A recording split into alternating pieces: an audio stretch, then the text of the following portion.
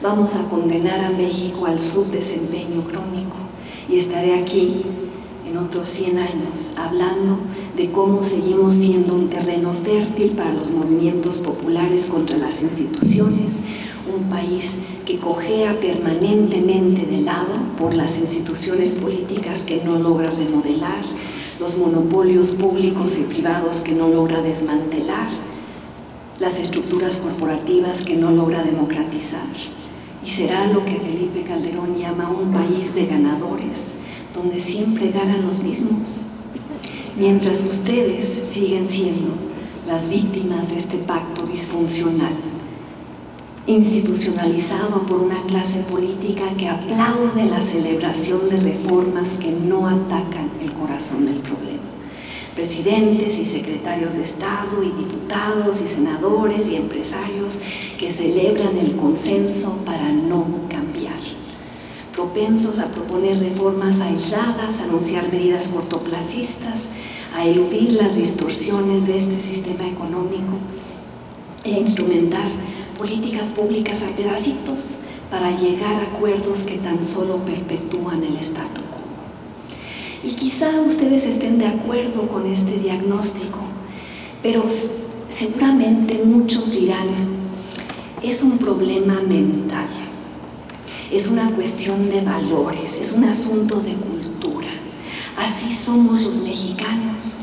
Esta es una visión compartida, que el subdesarrollo de México es producto de hábitos mentales premodernos, códigos culturales atávicos, formas de pensar y actuar arraigadas que condenan al país al estancamiento irrevocable.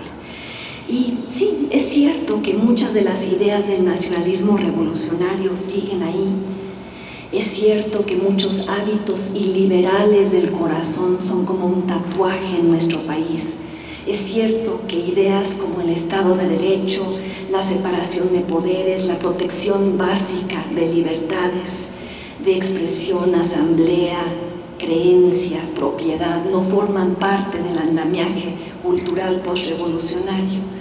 Y por ello sí tenemos elecciones competitivas que producen gobiernos ineficientes o corruptos o solipsistas o subordinados a los poderes fácticos o incapaces de entender el concepto de interés público. En términos políticos, México es una democracia electoral. Culturalmente seguimos siendo un país iliberal. Pero el problema de pensar así, el problema de creer que lo que nos sucede es un asunto de cultura, desvía la atención de donde debería estar, en ese artificio contractual, en ese pacto corporatista postrevolucionario y el capitalismo de cuates que engendró, en la permanente redistribución de la riqueza en favor de los grupos beneficiarios de las cosas tal y como están, en las prácticas del rentismo hacendrado que este pacto del que he hablado ha perpetuado, en la apabullante concentración de la riqueza que ese modelo ha permitido, en la economía oligopolizada que ese arreglo ha producido. Esas son las raíces estructurales de tantas mentiras piadosas que la clase política elaboró y sigue diseminando. Esas son las razones detrás de los códigos culturales que las élites de México han usado para controlar a la población. Y el verdadero problema del país no es cultural, sino estructural. No es una cuestión de valores, sino de intereses. A México no le hace falta ir al psiquiatra para resolver un problema mental, más bien necesita combatir una estructura de privilegios que ni la independencia ni la revolución lograron encarar. Reflexionen un momento tan solo sobre nuestra democracia.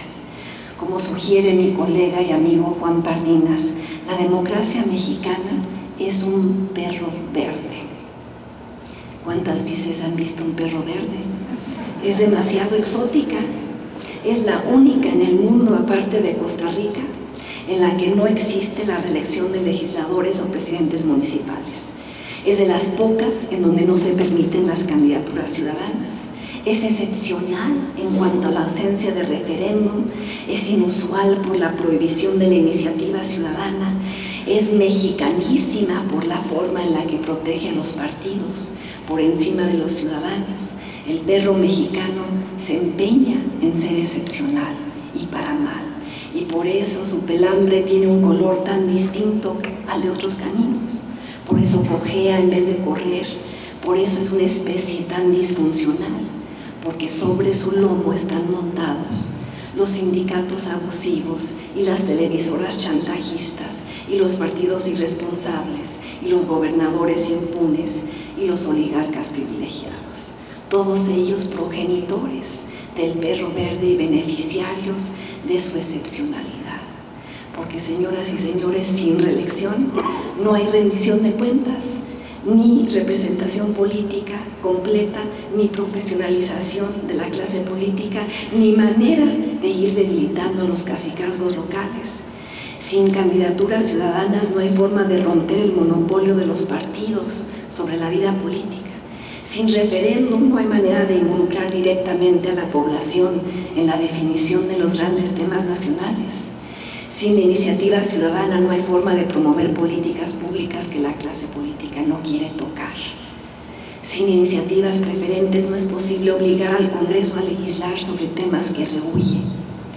Y sin medidas como estas, los ciudadanos seguiremos siendo poco más que las pulgas de ese perro. Y por todo ello me parece que la consigna ahora en el 2011, poco tiempo después de haber celebrado nuestro bicentenario, no debería ser la celebración de lo logrado, sino la honestidad ante los errores cometidos, el reconocimiento de lo mucho que nos falta por hacer, el entendimiento de que nuestro pasado es esencial e inescapable, pero no puede seguir siendo un pretexto. El culto por la preservación y la manía por las raíces con demasiada frecuencia centra la mirada en donde no debería estar. México ensalza reliquias en vez de construir derechos.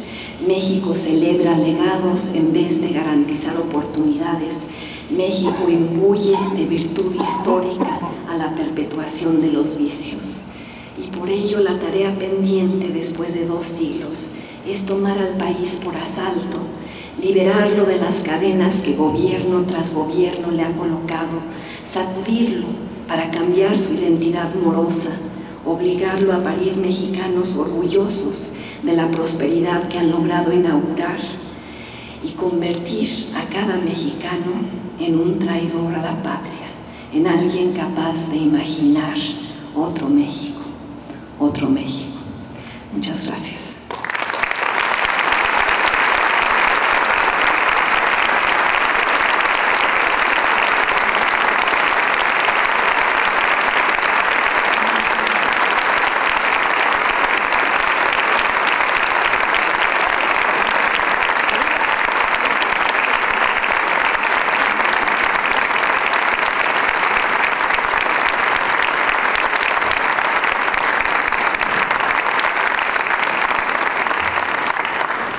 Doctora Denise Dresser, muchas gracias, doctora. Ha sido un honor tenerla con nosotros, escuchar de su propia voz su visión y haber visitado Mérida, Yucatán, la ciudad de La Paz.